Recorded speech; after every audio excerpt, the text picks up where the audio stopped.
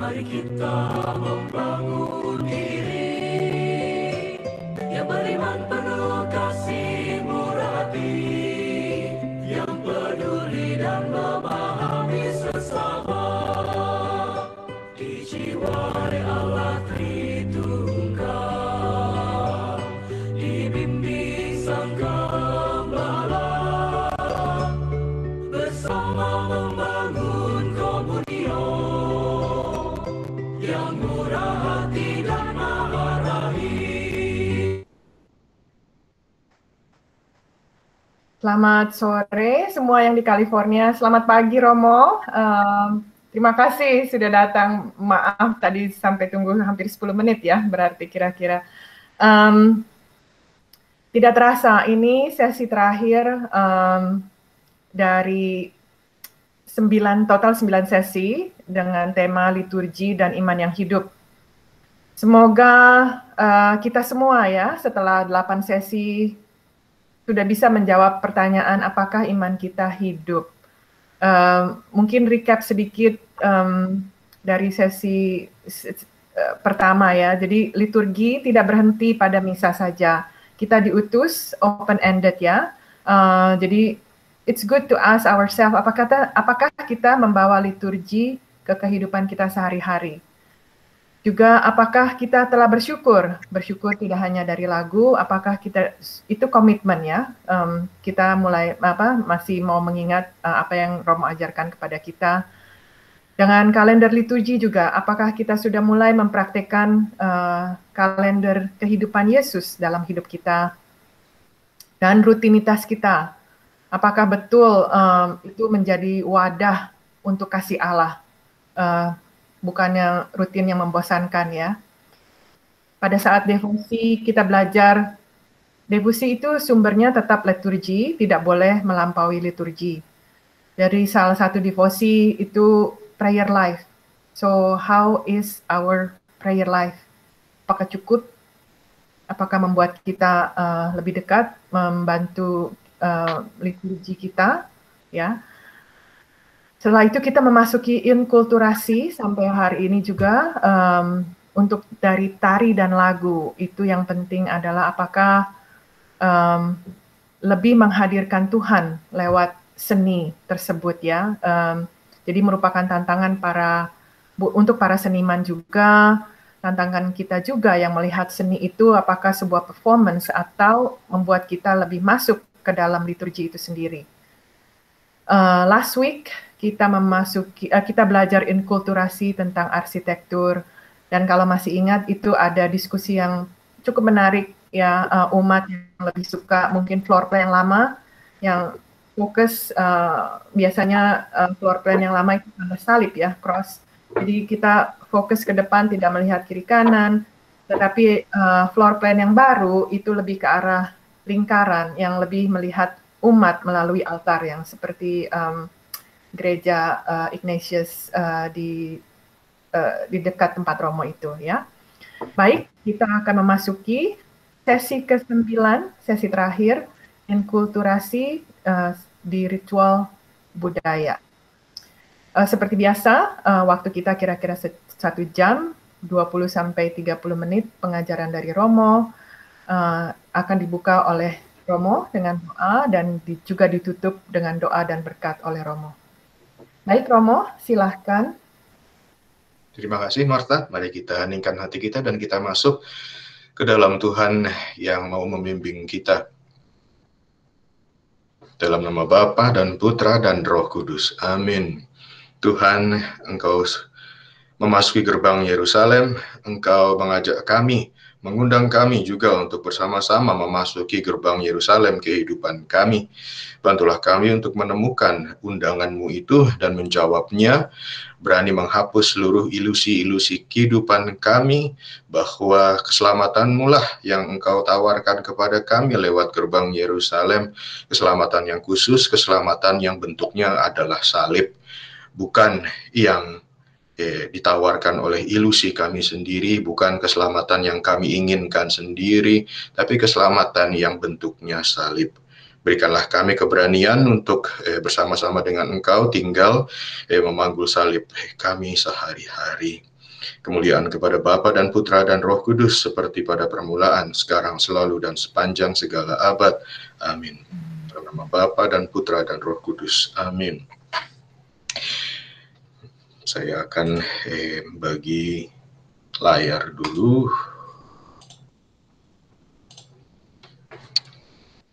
Oke, seperti tadi sudah dikemukakan oleh Marta di dalam rekapitulasinya, sampai saat ini sudah banyak pembicaraan tentang iman yang hidup lewat liturgi.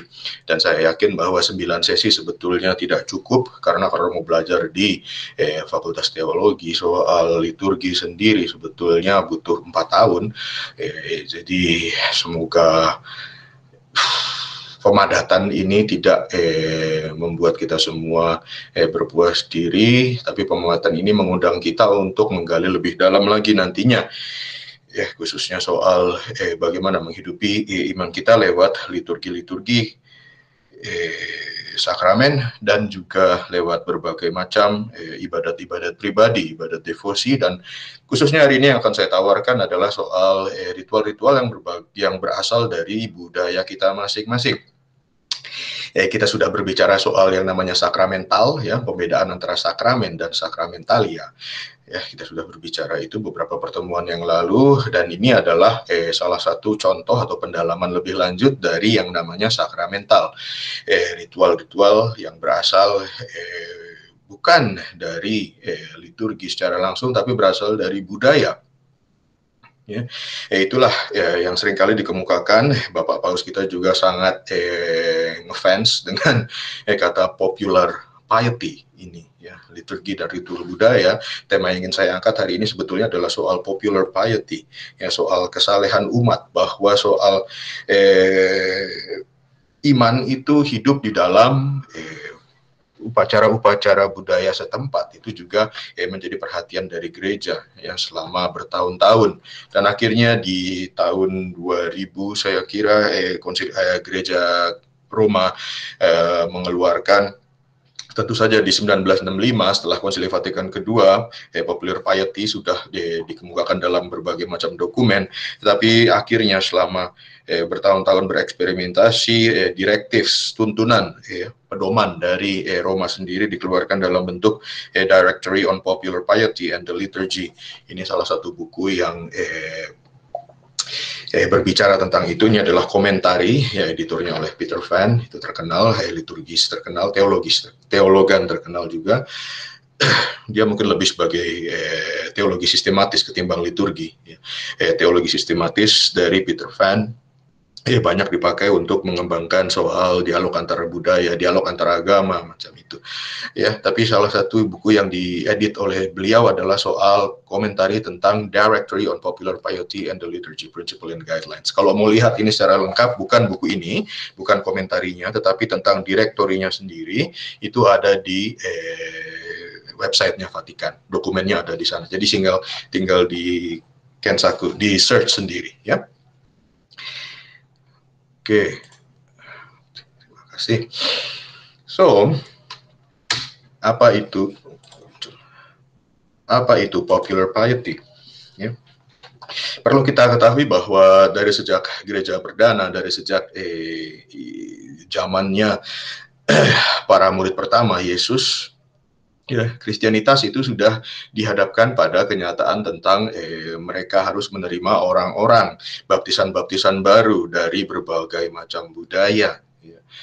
Mereka nggak pernah, mungkin waktu belajar dari Yesus, waktu nyantri dari Yesus itu, mereka nggak pernah disadarkan soal ada fakta, ya, ada kenyataan bahwa nanti baptisan-baptisan baru akan berasal dari berbagai macam budaya, latar belakang budaya mereka akan membuat Kristianitas itu bertemu dengan berbagai macam challenge, ya, bertemu dengan berbagai macam tantangan. Misalnya soal budaya Yahudi, ya, kita semua pernah mendengar, ya, di dalam surat-surat para rasul, ya, surat-surat Paulus dan juga di kisah para rasul, ya.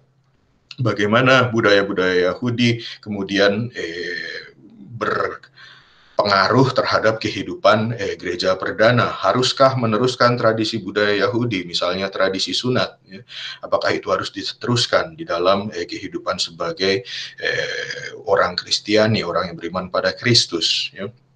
Lantas dipengaruhi juga oleh mereka yang berasal dari Yunani, ya, khususnya pengaruh dalam hal filsafat, ya, pengaruh soal pembedaan antara kedagingan manusia dan rohani manusia. Ya. Bagaimana kemudian paham orang Yunani dengan filsafat mereka itu bisa diterima masuk atau harus diperdamaikan dengan paham Kristianitas sendiri tentang hidup manusia di dalam tubuh dan roh ini. Ya. Dan tentu saja ada ada masalah soal penerjemahan. Ya. Bahwa bahasa itu menjadi satu, katakanlah, challenge, tantangan yang harus dijawab. Itu ternyata bukan hanya di zaman kita sekarang tentang bagaimana menerjemahkan liturgi ke dalam bahasa setempat, tetapi ternyata itu sudah dialami juga ya dari sejak zaman gereja perdana. Bagaimana berbicara tentang pesan keselamatan dari Yesus, menerjemahkannya ke dalam orang-orang yang berbahasa Yunani, pada orang-orang yang beragama yang berbahasa Latin. Ya, dan kemudian yang pertama kali dilancarkan itu sebetulnya terjemahan dalam bahasa-bahasa Slavik. Ya. Sebelum gereja memulai Konsili Vatikan kedua itu sudah mulai bahasa-bahasa yang menjadi tujuan pertama dari inkulturasi liturgi itu sebetulnya terjadi di dalam bahasa Slavik. Jadi begitu, sejak gereja perdana Kristianitas sudah berhadapan dengan berbagai macam fenomena-fenomena budaya lokal yang hadir dengan berbagai macam keragaman. Ya. Di universitas kami sekarang ini sudah mulai musim penerimaan murid baru. Minggu lalu kita selesai dengan lulus-lulusan. Tapi di tengah-tengah pandemi dan di tengah-tengah berbagai macam situasi yang menghimpit, kita menawarkan berbagai macam solusi, dan hari ini ada penerimaan baru untuk mahasiswa-mahasiswi tahun ajaran 2020, jadi tahun lalu sebetulnya, karena mereka tidak bisa masuk, karena mereka tidak bisa melancarkan atau melaksanakan upacara penerimaan murid baru. Upacara penerimaannya baru dilaksanakan di tahun ini, setahun setelahnya, terlambat. Tetapi dengan demikian kita bisa sekali lagi menjawab soal diversity, ya, keragaman. Murid-murid yang tahun lalu tidak bisa masuk ke Jepang, murid-murid yang tahun lalu tidak bisa datang dari daerah tempat mereka berasal, hari ini mereka bisa datang, agak maksa sedikit mungkin, tapi mereka bisa datang dan bisa merayakan penerimaan masuknya ke universitas ini. Saya kira di gereja juga punya tantangan yang sama, diversity, itu jadi satu kata kunci yang bagi gereja zaman sekarang tetap belum bisa terjawab sepenuhnya, saya kira, ya. Diversity bukan hanya soal budaya, tapi diversity di zaman sekarang ini mungkin berasal dari kategori. Ya. Bagaimana menerima berbagai macam orang yang berasal dari berbagai kategori, ya, untuk bisa diterima sebagai anggota gereja sepenuhnya. Ya. Itu salah satu tantangan budaya yang bukan berasal dari geografis, tetapi berasal dari kategorial, budaya kategorial. Kalau kita kembali ke sejarah gereja, sudah dari sejak zaman pertengahan, ya, abad pertengahan, sejarah gereja abad pertengahan di Eropa itu menunjukkan bagaimana diversitas budaya itu minta untuk diterima ke dalam gereja. Ya, misalnya apa yang terjadi di Inggris, di Prancis, dan di Jerman, bagaimana buku-buku liturgi itu kemudian mulai diterjemahkan ke dalam bahasa-bahasa lokal. Itu apa sebetulnya keseluruhan isi sejarah gereja di Eropa Barat di zaman abad pertengahan. Ya. intinya adalah sejarah penerjemahan buku-buku liturgi, ya, buku-buku tebal itu ya, diterjemahkan ke dalam bahasa-bahasa lokal, dan bahwa juga ada berbagai macam usaha untuk menerjemahkan doa-doa liturgi menurut tradisi lokal. Itu juga sudah terjadi di abad pertengahan. Jadi doa liturgi itu dibuat sesuai dengan budaya setempat. Ini sesuatu yang sebetulnya sudah tidak asing lagi bagi gereja ya. Maka jangan merasa bahwa Dominus vobiscum, ya, Tuhan besertamu, Tuhan, and the Lord will be with your spirit. Terjemahan seperti itu baru kita alami di tahun 2000-an. No, itu sudah terjadi sebetulnya dengan sejarah liturgi di Eropa Barat di abad pertengahan, ya, bagaimana merumuskan atau menerjemahkan doa-doa liturgi sesuai dengan tradisi lokal. Ya. Lalu timbul pula bagaimana ritual budaya lokal bisa diterapkan ke dalam gereja, liturgi gereja. Ya. Misalnya soal dramatisasi. Ya. Minggu lalu kita sudah berbicara soal zaman barok, ya, bagaimana opera dengan lagunya, dengan tradisi opera, drama operanya itu mulai mempengaruhi liturgi gereja. Ya, disitulah kemudian di Eropa sendiri punya satu tantangan saat itu, bagaimana dramatisasi ritual itu kemudian menjadi bagian yang dikatakanlah minta untuk diterima ke dalam liturgi gereja Katolik. Salah satu contohnya yang lain adalah soal bagaimana budaya lokal mementingkan unsur prosesi di dalam ritual-ritual budayanya, di dalam upacara-upacara budayanya. Sehingga kemudian prosesi inilah yang kemudian mulai bergema pula atau mempengaruhi pula pelaksanaan Ekaristi di dalam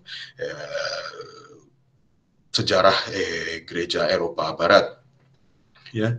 So, apa yang terjadi di sejarah gereja Eropa Barat di abad pertengahan itu sebetulnya adalah sejarah inklusivitas, sejarah untuk menerima masuk diversity budaya-budaya Barat ke dalam gereja Katolik. Kalau boleh dibilang secara garis besar, ya, itu adalah sebuah kesuksesan. Sebagai kontrasnya yang terjadi di Asia itu sebetulnya sebuah sejarah kontroversial. Bapak Ibu sekalian, saudara sekalian pasti pernah mendengar ya bagaimana ritus Cina, ya, Matteo Ricci dengan metodenya soal inkulturasi kemudian pada tahun 1742 itu ditolak sebagai sebuah metode, ya, Matteo Ricci, Roberto de Nobile di India, Matteo Ricci di Cina, ya, benar-benar masuk dari dalam budaya setempat dan kemudian mulai katakanlah menerjemahkan liturgi bukan hanya dalam segi bahasa, tetapi juga dalam segi budaya. Ternyata hal seperti itu sulit untuk diterima oleh gereja universal, gereja di Eropa, dan dikatakan itu tidak otentik, maka ditolak. Maka timbullah sebuah kontroversi mengenai sejarah misi di Asia Timur. Kalau kita lihat sebetulnya di sini ada semacam kontras antara sejarah ritual budaya yang diterima masuk di Eropa Barat dan sejarah ritual budaya yang diterima masuk di Asia. Bahwa di Asia itu ternyata lebih sulit untuk diterima ritual budaya setempatnya sebagai bagian yang ada kemungkinannya bisa dimasukkan ke dalam liturgi gereja sendiri. Butuh waktu lebih lama bagi gereja universal untuk menerima ritual budaya di Asia sebagai sebuah komponen atau sebagai sebuah tempat di mana Tuhan berkarya, bahwa ritual budaya mereka adalah ritual yang menunjukkan karya rahmat Tuhan, dan itu ternyata juga sepantasnya bisa dimasukkan ke dalam liturgi gereja di Asia. Ya. Itu, jadi ada kontroversi di sana, ada kontras di sana, itu yang ingin saya tunjukkan. Lalu popular piety, ya seperti sudah saya katakan tadi, ditafsirkan atau didefinisikan sebagai sebuah ritual yang berasal bukan, ya, tidak terinspirasi dari liturgi suci itu sendiri, demikian diterjemahkan atau demikian didefinisikan di dalam direktori yang dikeluarkan oleh Roma. Ya, tapi justru keluar sebagai sebuah ungkapan atau wajah lokal, wajah budaya setempat dari iman yang hidup di budaya itu. Jadi bukan keluar dari liturgi itu sendiri, ya. Tapi dari budaya setempat, sebagai ekspresi budaya setempat.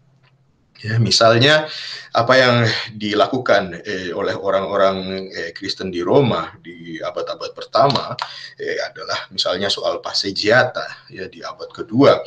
Apa yang mereka lakukan adalah bahwa mereka ini mirip dengan apa yang berkembang kemudian menjadi sebuah tradisi ziarah, ya. Tapi di saat itu mereka punya tradisi mengunjungi makam martir oleh orang-orang Kristen yang berasal dari budaya Roma. Ya, mereka berjalan di sepanjang jalan yang namanya Appia Antica, maka jalan disebut sebagai Via Appia Antica, ya. Mereka berjalan di sepanjang jalan itu menuju ke makam martir untuk mengunjungi martir-martir, sebagai untuk mengunjungi makam martir, belajar dari para martir sebagai katakanlah senpai mereka, para pendahulu mereka dalam soal iman yang hidup, ya. Itu ada budaya seperti itu di abad kedua. Lalu saudara sekalian juga pasti pernah mendengar nama Santa Helena, ya, yang di dalam sejarahnya dikatakan menemukan salib asli Yesus, ya, kayu yang benar-benar menjadi tempat di mana Yesus tergantung dan disalib. Ya. Lalu dari situ muncul tradisi umat gereja Yerusalem untuk melihat, ya, datang dan melihat salib itu sendiri. Ini cikal bakalnya seperti tadi, kemudian menjadi cikal bakal tradisi ziarah, ya, untuk melihat yang asli dari tradisi iman kita, yang otentik, Yesus yang disalib itu dulu kayunya seperti apa, ya, martir-martir yang dibunuh itu dulu dimakamkan di mana, ya. Itu berasal dari tradisi di abad keempat, ya, tradisi umat gereja Yerusalem untuk melihat salib Yesus. Lalu para saudara Hinadina dari Ordo Fransiskan, ya, meneruskan sampai sekarang, ya, tradisi palungan Natal, ya. Kita mewarisi budaya mereka, ya, tidak lahir dari liturgi sekali lagi, tapi lahir dari tradisi Fransiskan, Ordo Fransiskan yang ingin menghidupkan sisi romantik dari Natal, ya, untuk menghidupkan sisi afeksi umat tentang Natal. Maka mereka memfokuskan pada wajah Yesus, wajah bayi Yesus, ya, sebagai fokus dari tradisi palungan Natal. Dia yang hadir membawa kedamaian, itu yang ingin tekankan, ya. Lalu tradisi awam yang berdoa Angelus, ya, di siang hari. Lalu para awam mengikuti Angelusnya biarawan-biarawati ketika mereka mendengar lonceng. Saya sudah pernah membahas ini sebetulnya, ya, bahwa lonceng gereja itu menjadi pertanda kesatuan antara biarawan dan biarawati dengan awam, yang mereka yang bekerja di ladang, mereka yang bekerja mengurusi ternaknya. Kemudian ketika dengar lonceng jam 12, menyamakan hati, menyatukan hati dengan para biarawan dan biarawati dan berdoa malaikat Tuhan, ya, doa Angelus, doa malaikat Tuhan. Sampai sekarang kita masih mengikuti atau masih meneruskan tradisi yang sama, ya, jam 12 siang. Lalu tradisi doa rosario misalnya juga sebagai satu contoh popular piety yang berkembang dari budaya Eropa, ya. Doa rosario itu berasal dari Ordo Dominikan yang mendoakan doa Mazmur, ya, ada 150 Mazmur yang bisa kita pakai, ya, untuk mendoakan itu, ya, kita bisa mendoakannya di dalam tradisi doa brevir, doa ibadat harian para biarawan. Lalu itu berkembang, diubah supaya awam juga bisa mengikuti, meskipun mereka tidak bisa bicara bahasa Latin, meskipun mereka, karena mereka tidak bisa mengikuti dalam bahasa Latin, maka diubah menjadi doa rosario, ya, diubah menjadi doa yang memuji Bunda Maria, ya. Tapi itu berasal sebetulnya dari tradisi doa 150 Mazmur. Dan yang paling tradisional sebetulnya kita sampai sekarang masih meneruskan ini, devosi hati kudus Yesus, perarakan hati kudus Yesus, ya, yang benar-benar terlaksana sebagai sebuah prosesi, ya.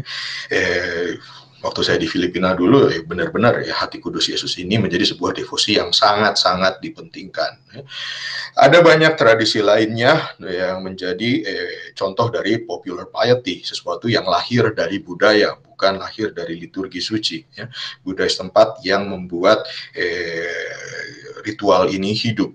Ya, misalnya tablo, ya, benar-benar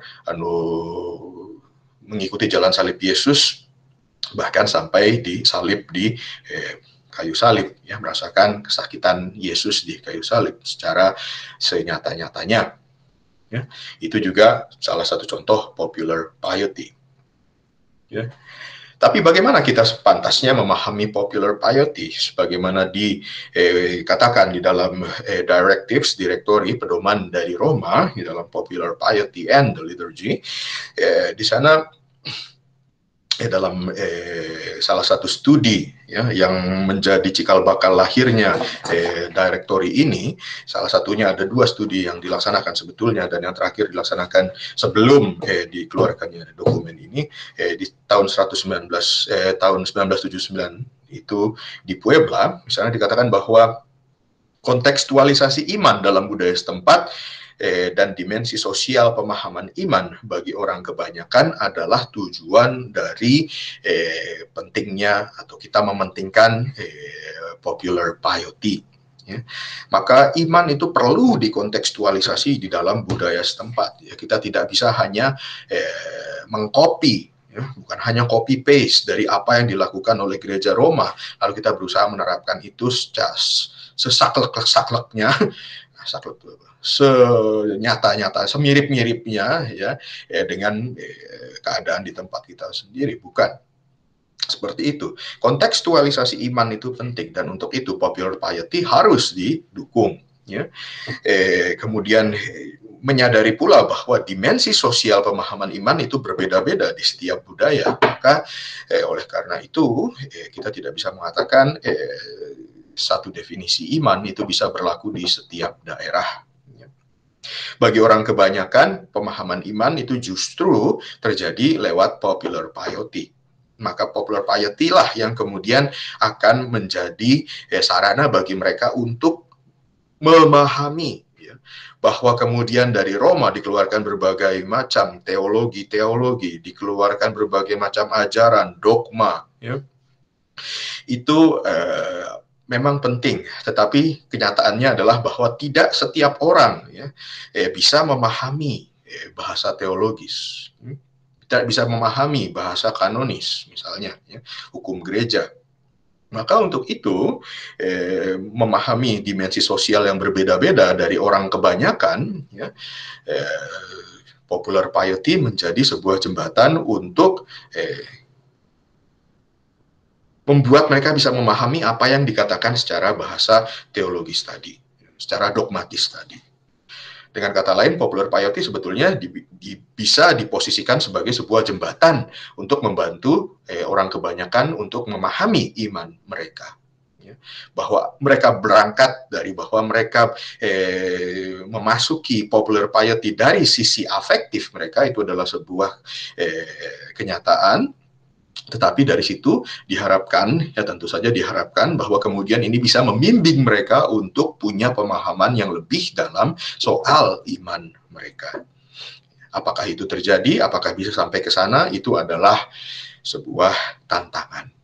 Ya, sekali lagi, tugas dari seorang katekis adalah kemudian untuk membimbing umat atau romo, ya, biarawan-biarawati adalah untuk membimbing umat dari tradisi popular piety mereka sampai kemudian mereka bisa memahami iman mereka, katakanlah secara sistematis. Ya, itu idealnya, ya, diharapkan bisa ujung-ujungnya nanti dibawa, dibimbing sampai ke sana. Ya. Tetapi tidak mungkin kalau langsung, ya, dibawa masuk ke secara kognitif, ya. Kadang-kadang itu sebuah usaha yang sulit, ya.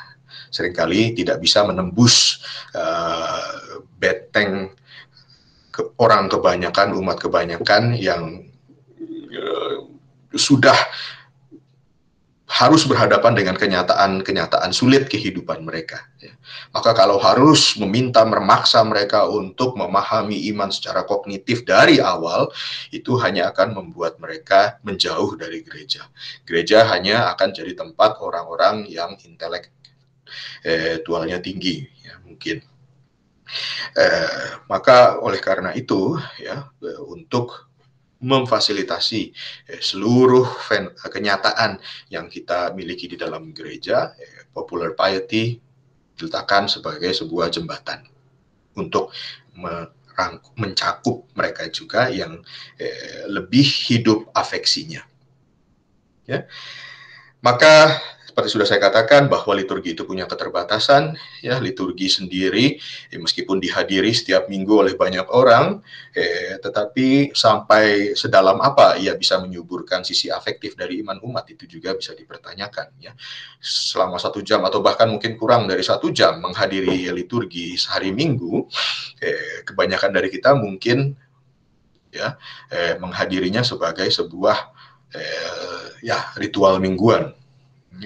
Tapi apakah kita bisa mengikut sertakan afeksi kita ke dalamnya, itu adalah pertanyaan yang lain. Di sini popular piety bisa digunakan sebagai jembatan untuk membiarkan apa yang terjadi di liturgi hari Minggu bergema di dalam kenyataan harian Senin sampai Sabtu para umat setempat. Ya. Konsili Vatikan kedua sendiri menekankan ritual budaya bukan sebagai sebuah kompetitor. Tidak ada kompetisi antara ritual budaya dan liturgi gereja sendiri. Seperti dikatakan di dalam directory tadi, nomor 9, saya bacakan ya. The term popular piety designates those diverse cultic expressions of a private or community nature, which in the context of the Christian faith are inspired predominantly not by the sacred liturgy, but by forms deriving from a particular nation or people or from their culture.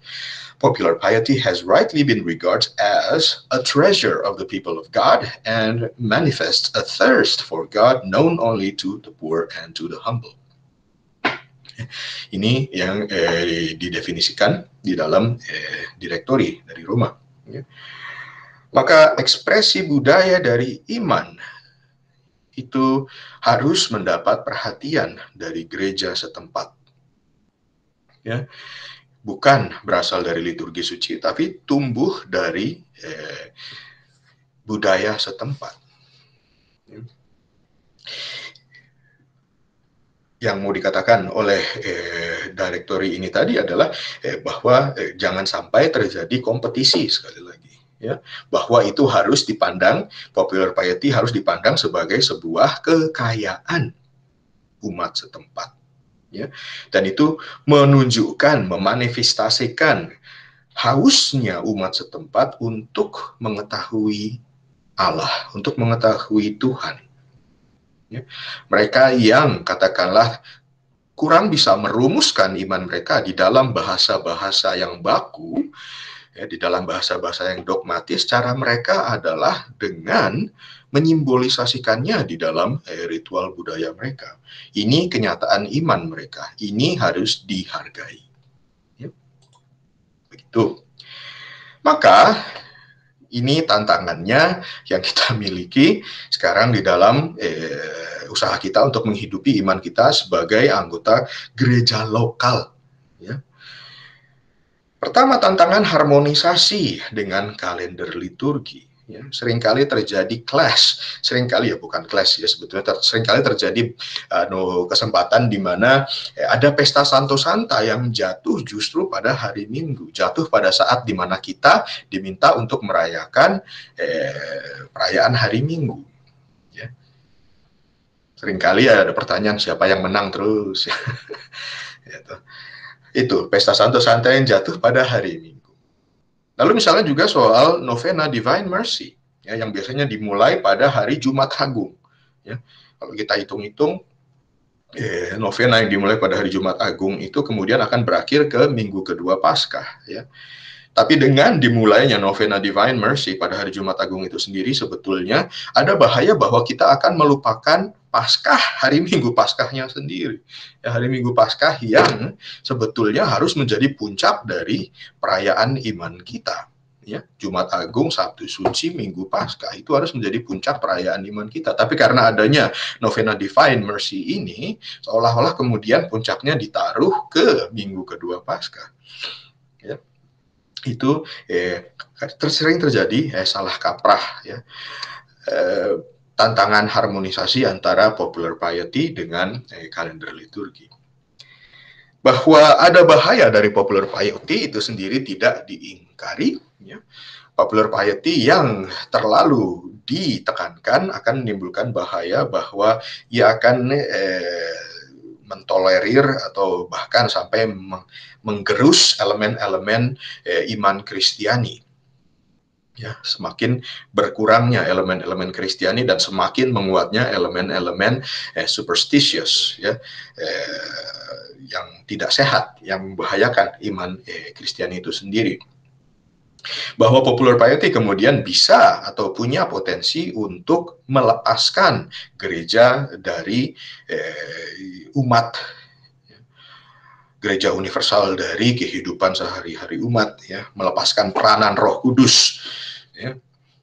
Kalau kita perhatikan rumusan absolusi yang diberikan, rumusan pengampunan dosa yang diberikan oleh imam setiap kali kita mengaku dosa, itu salah satunya di sana dikatakan, ya, ia mengirim Roh Kudusnya ke dalam gereja supaya karya keselamatan Kristus itu bisa terjadi sampai saat ini pun. Ya, Roh Kuduslah yang meneruskan. Maka kalau peran Roh Kudus ini oleh popular piety dibahayakan atau dilupakan, ya, maka ada kemungkinan yang terjadi di dalam gereja lokal itu mulai menjauh dari tradisi iman yang sudah diturunkan dari sejak lebih dari 2000 tahun yang lalu. Ada bahaya pula bahwa popular piety bisa menimbulkan minat yang berlebihan pada figur santo-santa tertentu, ya, melupakan bahwa itu sebetulnya kekayaan gereja. Ada bahaya pula bahwa popular piety membuat orang mengisolasi dirinya, melupakan hidup sakramen. Ya. Bahwa kemudian ada pentingnya melakukan pengakuan dosa, menerima sakramen pengakuan dosa, itu seringkali terlupakan. Wah, saya udah sering devosi, wah, saya udah sering punya popular piety tertentu terhadap santo tertentu. Saya nggak perlu mengaku dosa lagi, misalnya. Kalau itu sampai terjadi, itu terjadi bahaya. Dan ada kemungkinan terjadi pula dikotomi, pembedaan, ya, antara ibadah dan hidup sosial. Ya. Orang akan semakin cenderung rajin devosi, tapi melupakan memberikan bantuan kepada sesamanya yang sedang sakit, sedang dilanda musibah. Bahwa ada kesinambungan, ya, seperti dikatakan dalam surat Yakobus, ya, iman yang hidup adalah iman yang tampak dalam perbuatan. Kalau ini tidak terwujud dalam hidup iman kita, maka itu tanda bahwa ada dikotomi. Lalu, dan ini yang sering terjadi, pemahaman utilitarian, ya, artinya bahwa kalau saya punya devosi atau popular piety, mengikuti popular piety setempat terhadap, misalnya terhadap seorang santo atau santa dari gereja lokal, maka permohonan saya akan dikabulkan. Ya, ini utilitarian. Ya, artinya as long as saya memenuhi membaca doanya santo ini, nanti saya akan lulus ujian. Misalnya saya mengikuti doa 9 hari selama 9 hari penuh kepada santo tertentu, nanti I don't know what, saya akan punya istri yang cantik, misalnya, suami yang ganteng, misalnya. Ya. Itu sangat-sangat utilitarian. Ya. Itu yang ingin dihindarkan, ya, dari popular piety. Lalu ada penekanan teatrikal yang berlebihan dalam ibadah. Ini saya alami juga sebetulnya, ya, beberapa kali. Ya, seringkali devosi-devosi itu sangat-sangat ditekankan sisi teatrikalnya. Artinya ketika melaksanakan ritual budaya setempat, ya kan, pakai dry ice, ya, selalu sampai asapnya ngepool gitu ya, lalu sampai pakai elevator yang muncul dari bawah tanah memunculkan misalnya relikwi dari santo tertentu gitu ya, sampai muncul ke permukaan tiba-tiba, lalu dry ice-nya membuat seluruh tempat itu jadi penuh dengan asap, lalu cahaya muncul dari belakang membuat umat seluruhnya jadi blindfolded gitu ya, jadi silau gitu ya. Itu teatrikal. Mungkin perlu sampai taraf tertentu, tapi kalau itu yang dipentingkan, bisa ada bahaya. Popular piety sangat membutakan kita semua dari kenyataan iman yang sekali lagi seperti yang kita alami di pesta Palma ini, Minggu Palma ini, kenyataan keselamatan kita adalah kenyataan salib. Itu yang tidak boleh terlupakan. Kalau devosi kita membuat kita jadi lupa bahwa salib kehidupan itu adalah salib yang nyata yang harus kita panggul, maka popular piety menjadi sebuah pelarian. Ya. Dan ujung-ujungnya bisa membawa kita menyetujui tindakan-tindakan yang sifatnya kultis, cult.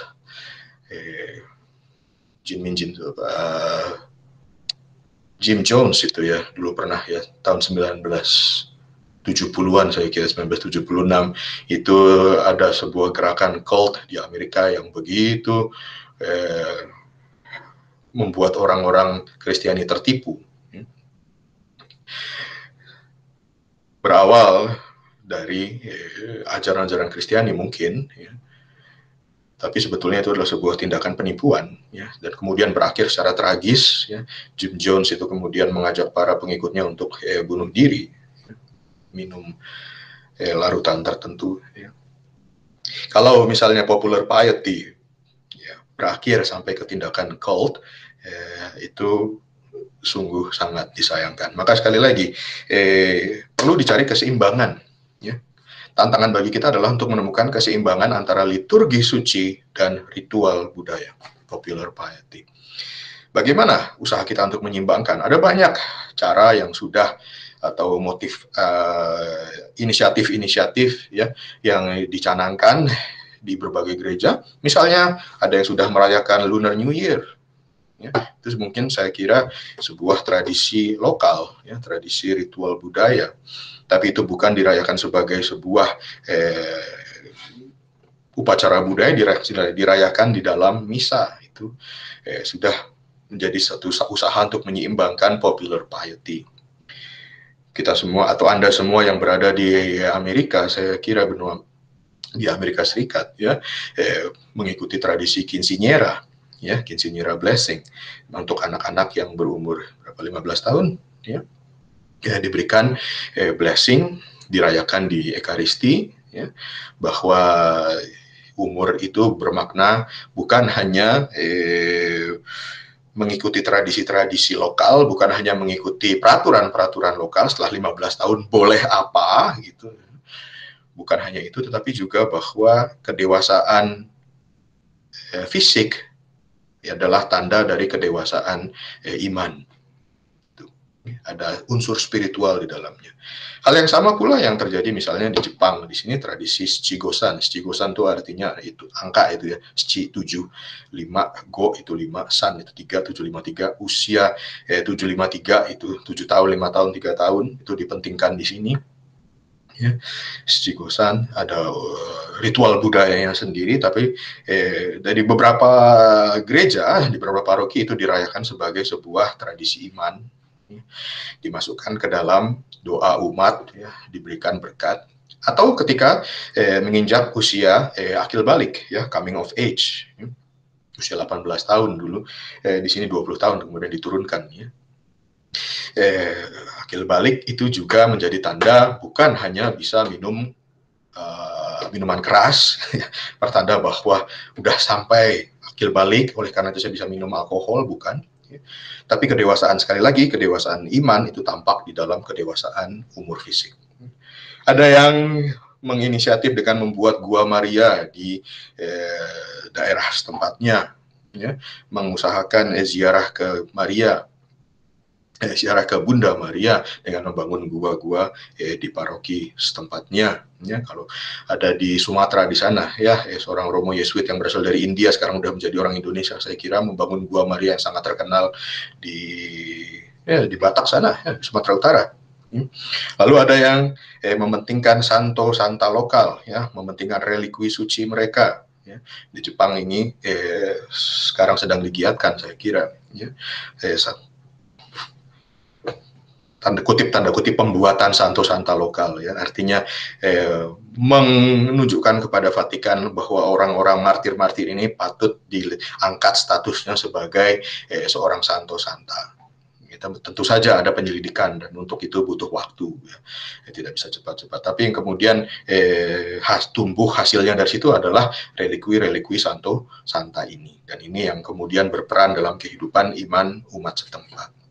Ada pula orang yang rajin membuat ikon, belajar bagaimana caranya membuat ikon, ya, ikon yang suci, bagaimana melukis ikon. Dari situ kemudian orang itu menumbuhkan imannya, menyeimbangkan imannya, ya, belajar membuat ikon. Dan ini yang saya temukan pula yang berikutnya adalah prosesi antar paroki, misalnya hanya dengan tadi ikon yang sudah dibuat itu kemudian ditaruh di dalam sebuah prosesi, ya, dari paroki yang satu ke paroki yang lain, atau dari stasi yang satu ke stasi yang lain. Ya, stasi itu adalah bagian kecil dari paroki. Ya. Prosesi antar stasi atau prosesi antar paroki, saya menemukan ini banyak juga dilaksanakan oleh umat-umat di Katolik di Filipina. Ya. Dan ada berbagai macam ragam novena, ya, yang bisa kita laksanakan. Di dalamnya juga bisa di mix, ya, dengan tradisi melaksanakan prosesi. Ya, ada berbagai macam novena pada santo-santa tertentu, ya, novena Santo Ignatius, ya, tentu saja novena pada Bunda Maria, tadi novena untuk Divine Mercy. Ya. Ada berbagai macam popular piety yang kita jalani sebetulnya, tetapi pertanyaannya kemudian adalah proporsionalitasnya. Apakah itu sudah seimbang dengan liturgi, ataukah justru menjadi kompetitor bagi liturgi? Saya kira ini bisa kita sharingkan pengalaman kita menyeimbangkan popular piety dengan liturgi. Ya. Demikian dari saya. Mungkin setelah ini bisa langsung dibuka bagi mereka yang mau sharing. Oke, terima kasih Romo. Ya, banyak sekali pelajaran hari ini. Terima kasih. At least I learn a lot. Baik, sebelum buka mungkin kesempatan untuk Tia sharing ininya untuk sumbangan kasih, ya. Tolong Tia.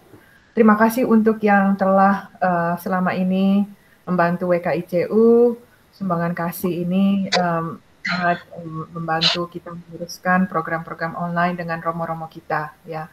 Terima kasih, bisa dengan cek atau elektronik.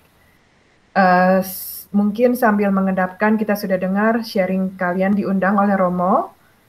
Mungkin juga apakah Indonesia itu kaya tradisi, ya. Kalian mungkin dari beberapa bagian tempat di Indonesia mungkin pernah melihat juga budaya setempat menjadi ini bisa di-sharingkan. Atau yang pernah mengalami kelas ini, seperti yang Romo bilang, kelas dengan kalender liturgi, bisa ditanyakan.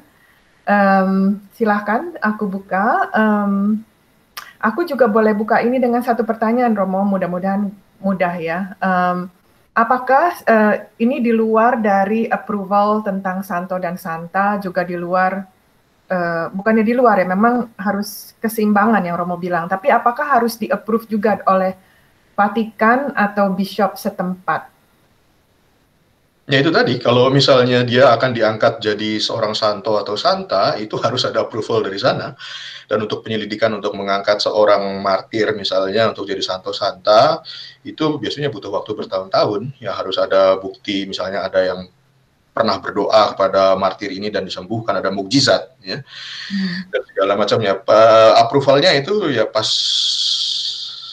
yang akan menjadi subjek utama dari devosi ini, apakah pantas untuk diangkat menjadi santo santa. Sebelumnya dia dibeatifikasi menjadi beato beata. Ya, di situ nanti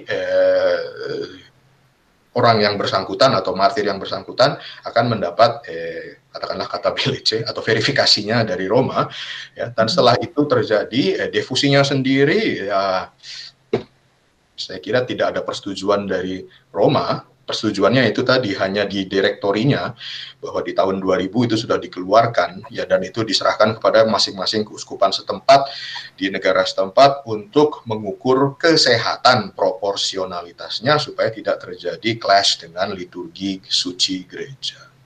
Itu saja. Banyak uskupan-uskupan setempat sudah banyak surat mengenai devosi-devosi setempat. Ya. Itu tidak bisa kalau harus diatur satu persatu dari Roma, wah ya, apalagi kita udah kekurangan panggilan untuk jadi Romo. Roma butuh berapa ratus Romo lagi untuk mengurus itu semua. Saya kira tidak mungkin. Oke, terima kasih Romo.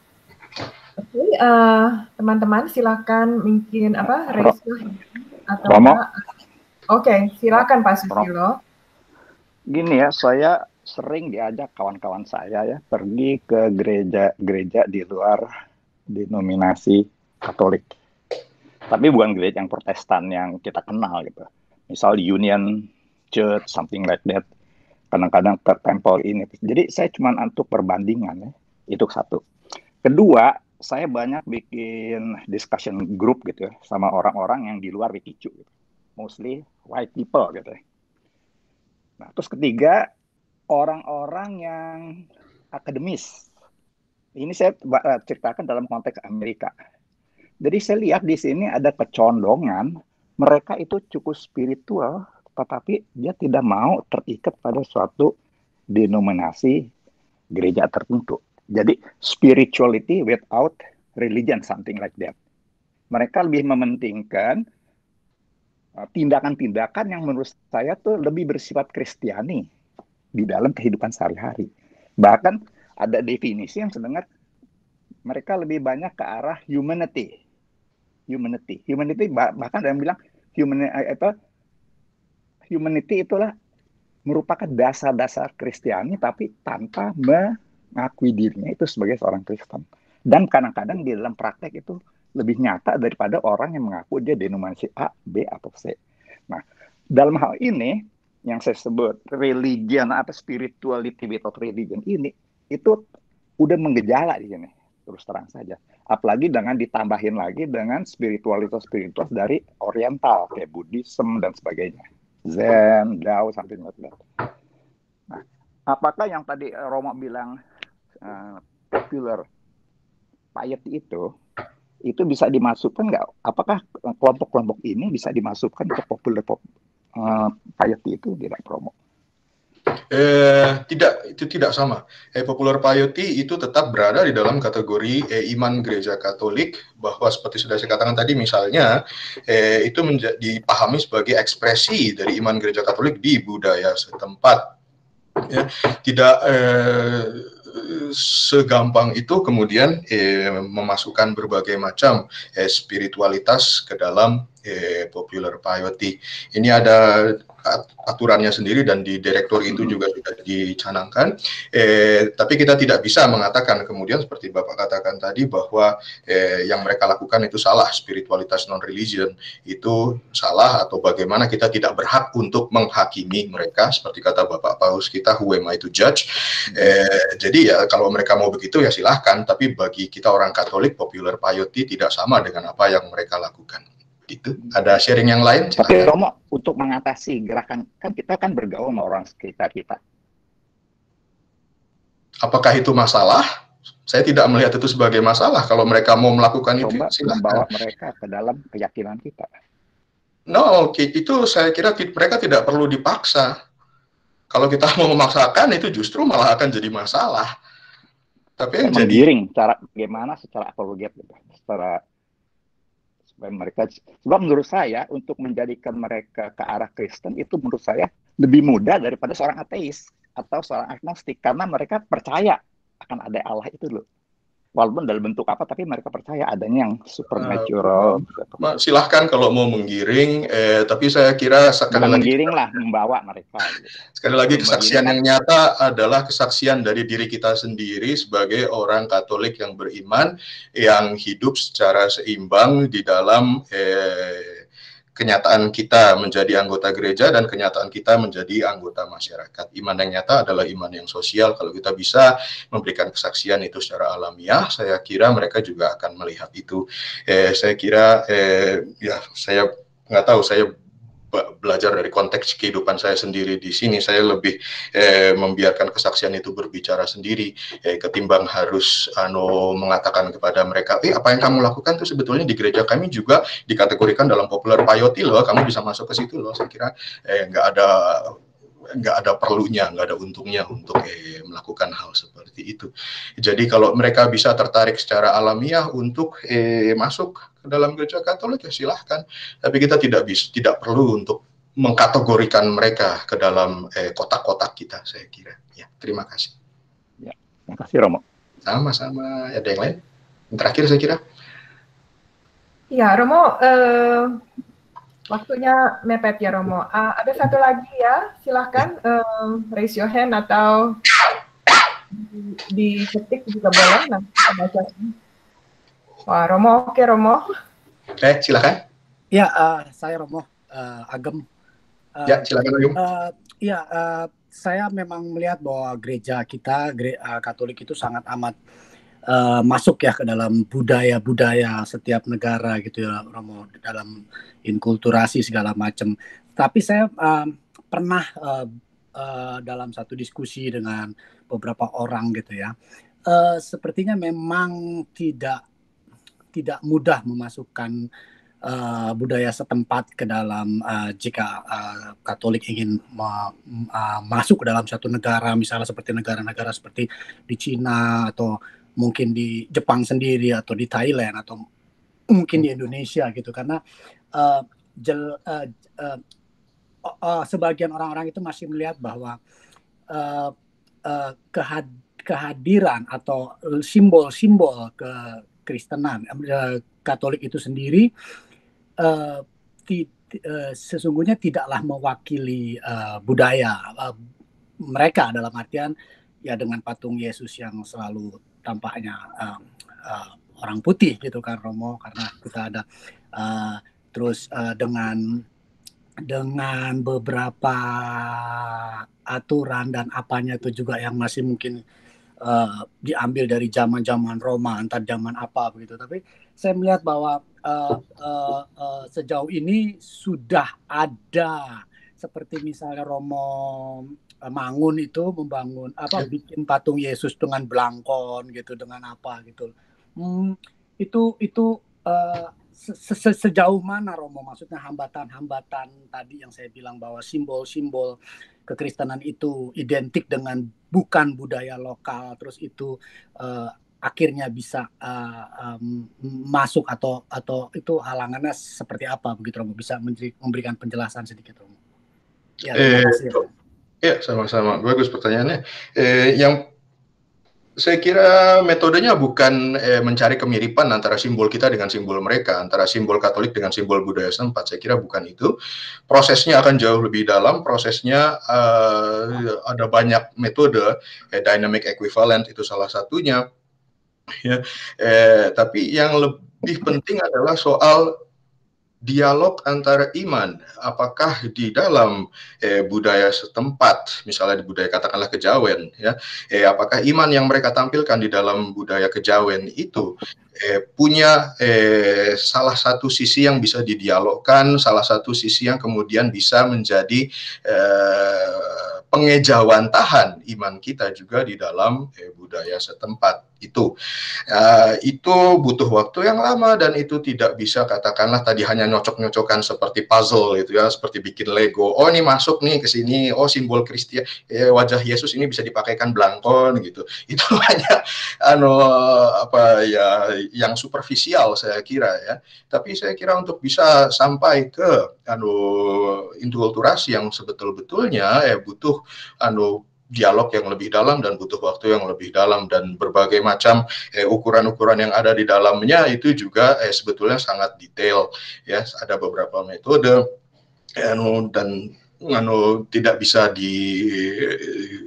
dipakai begitu saja ya. Biasanya dipakai dalam level yang lebih dialog antar agama, ya, dalam level yang lebih pertemuan kognitif, pertemuan antar ahli-ahli agama setempat dan teolog-teolog Katolik, misalnya seperti itu.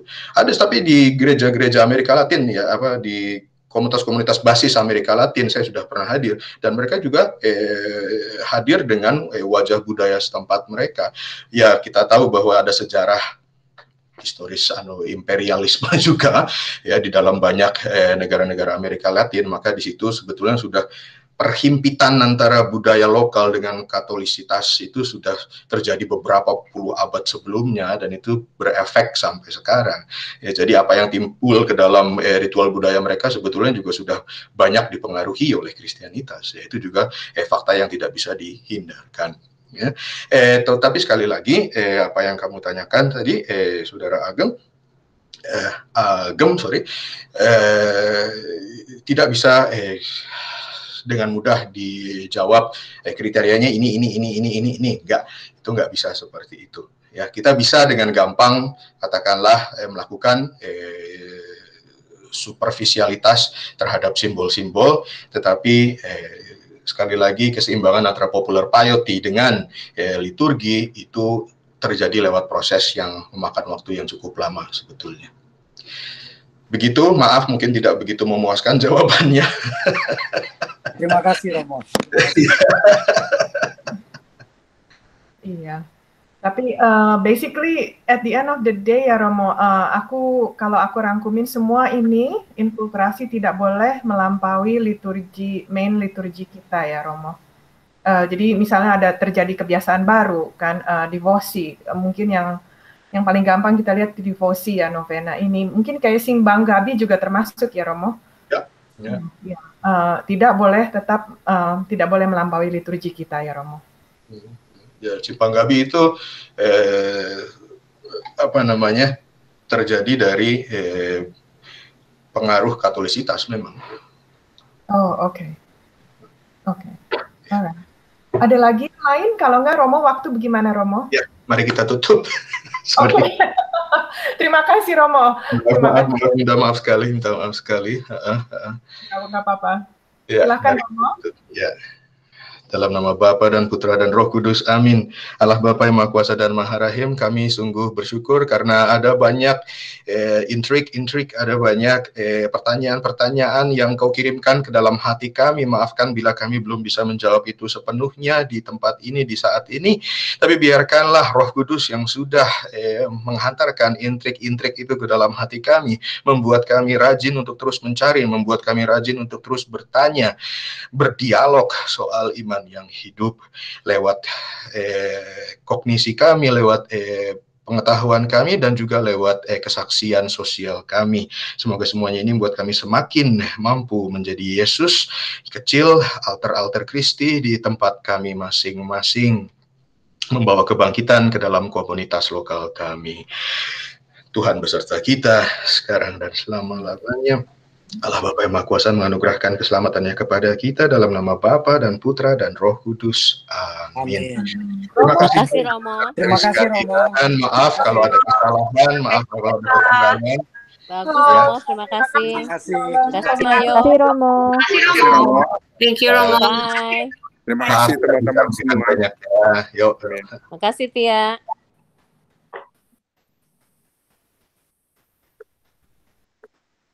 Terima kasih Mayo.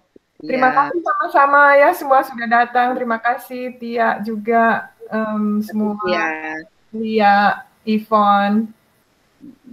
Thank you. Tante Shirley, Tante. Terima kasih Mayo, Tia, Lia. Thank you. Bye.